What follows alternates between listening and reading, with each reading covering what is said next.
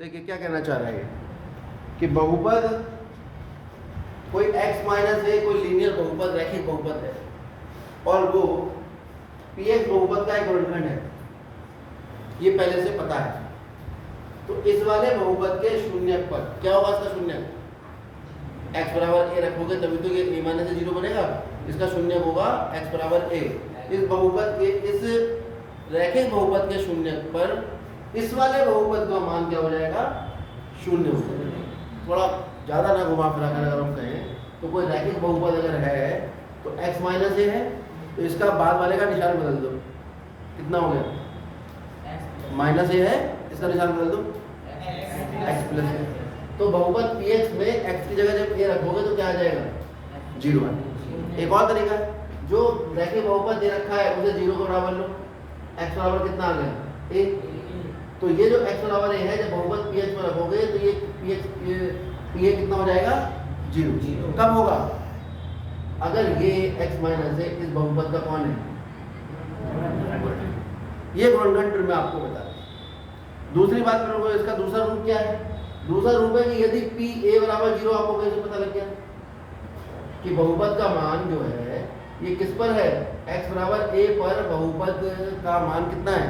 Zero. किस पर है? x बराबर a पर। तो उल्टे चलो, a को इधर ले जाओ, x माइनस a ये गुणा एक रैखिक बहुपद, तो x माइनस a जो है वो बहुपद px का क्या होगा? गुणनखंड होगा। अभी सवाल से और अच्छे समझ में आएगा। लो अभी किताब तो नहीं गई।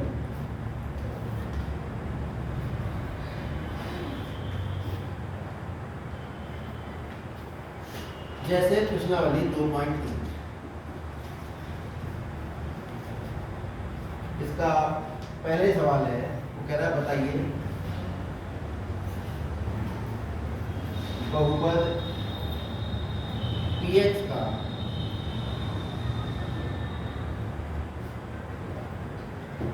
गुणनखंड x प्लस है या नहीं। जांच की एक तरह से ये इसने हमसे पूछ लिया। और बहुपद क्या है? चार सवाल है, चारों में अलग बहुपद है। पहला बहुपद उसने दिया है x की घात 3 plus x square plus x plus 1। इसका कोई नाम नहीं है, वो नाम हम अपने पास से हमेशा क्या रखा करेंगे? px। हर बहुपद का नाम क्या रखेंगे? px। p लिखेंगे कैपिटल और x लिखेंगे स्मॉल। हर बहुपद का नाम यही होगा जिसका नाम नहीं है, ठीक है। और ये बहुपद था, इसका नाम नहीं था, ये दे रहा। अब हमें जांच करनी है कि ये जो बहुपद है px, इसका गुणनखंड x प्लस a है या नहीं। कैसे जांच होगी? याद रखिए, जिसको गुणनखंड को चेक करना है बहुपद, रैखिक बहुपद को, कि वो दूसरे बहुपद का गुणनखंड है या नहीं, इसका शून्य निकाल लो। मन में निकालो, इसका शून्य कितना आएगा? मन यही तो कहेगा कि भाई x प्लस a को जीरो के बराबर रखेंगे, x बराबर कितना आएगा? तो तुरंत जो बहुपद दिया है उस बहुपद पर -1 पे बहुपद का मान मिला। अगर -1 पे बहुपद का मान जीरो आ गया तो ये जो दिया है आपको वो इस बहुपद का क्या हो जाएगा? गुणनखंड। ठीक है। -1 की घात 3 -1 की घात 2 -1 प्लस 1 -1 प्लस 1 -1 प्लस 1। 1 में से 1 गया 0, 1 में से 1 गया 0, क्या हो गया? जैसे तो 1 और 1 2, 2 में से 1 गया 1, 1 में से 1 गया 0। तो p -1 कितना आ गया? आप देख रहे हैं कि अगर यहाँ प्लस है तो यहाँ माइनस आ रहा है, तो यहाँ माइनस है तो यहाँ क्या आएगा? यहाँ पे है p -1 बराबर 0, तो कौन से फिर में से? गुणनखंड फिर में से कौन? x। तो लिखेंगे x क्या है जो लिखेंगे वो यहाँ पे a था तो यहाँ माइनस से आया, और यहाँ माइनस बना तो क्या आएगा? इसके निशान का जस्ट उल्टा निशान x क्या गया है? किसका? ये किसका गुणनखंड हो जाएगा? बहुपद px का कौन होगा? और अगर ये जीरो नहीं आता तो नहीं होगा। ठीक, आगे देखते हैं।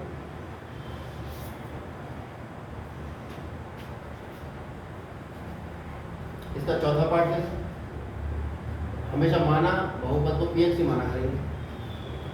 x³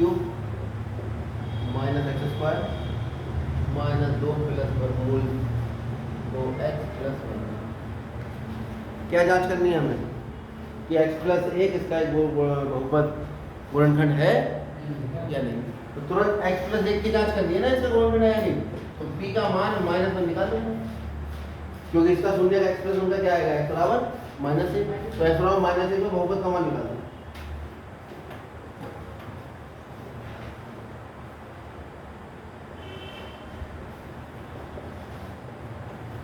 और x का मान -1 मान रखने का तरीका ये है कि जहां भी माइनस का मान है ब्रैकेट में रख दोगे।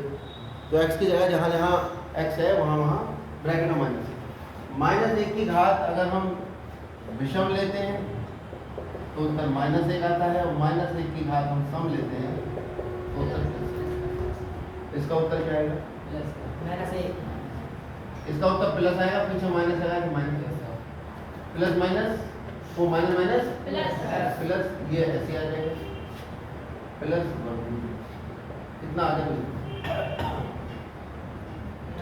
2 में से 1 या 1 में से 1 या 0 1 0, और वर्गमूल दो कितना हो जाएगा।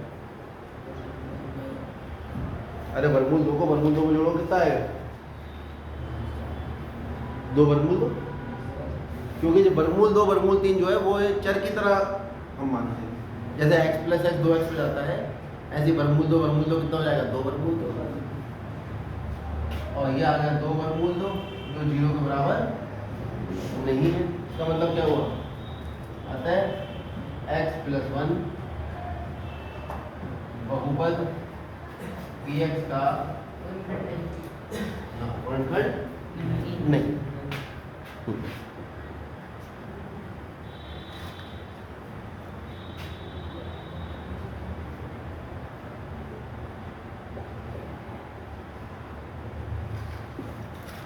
आगे बढ़ते हैं, दूसरा सवाल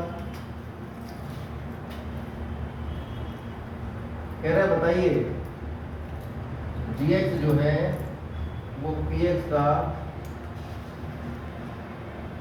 गुणनखंड है या नहीं। तो पहले पार्ट में px को ले जाता है,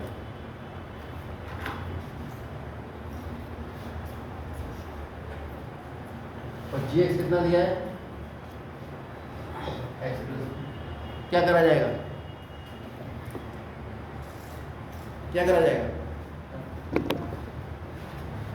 तो gx इस px का गुणनखंड है यानी कि जांचना है। gx कितना है, x प्लस 1। तो इस बहुपद का मान कहाँ निकाल दिया जाएगा, p का मान किस मान पर निकाला जाएगा, माइनस, जहां जहां ब्रैकेट है वहां माइनस, जहां जहां x है ये आ जाए -2, क्योंकि माइनस आएगा, -2 का आउटपुट प्लस हो जाता है, माइनस प्लस 2 माइनस 2 में से 2 गया 0, 1 में से 1 गया 0, कितना बचा। और वैसे भी समान निशान जोड़ लेते हैं पहले, एक तरीका ये भी, माइनस वाले जोड़ो, -1 -2 -3 2 और 1 3 3 3 या 0। जब t -1 0 आ गया तो इसका मतलब क्या होगा, गुणनखंड में से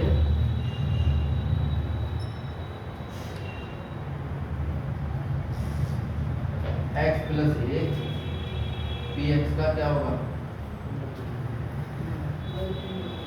गुणनखंड होगा। और x प्लस 1 किसका मान है, gx। तो आपसे gx बराबर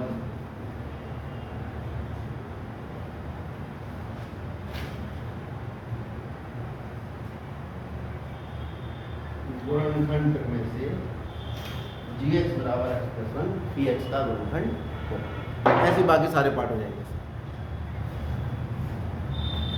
इसका तीसरा सवाल, पहले इतना उतारो।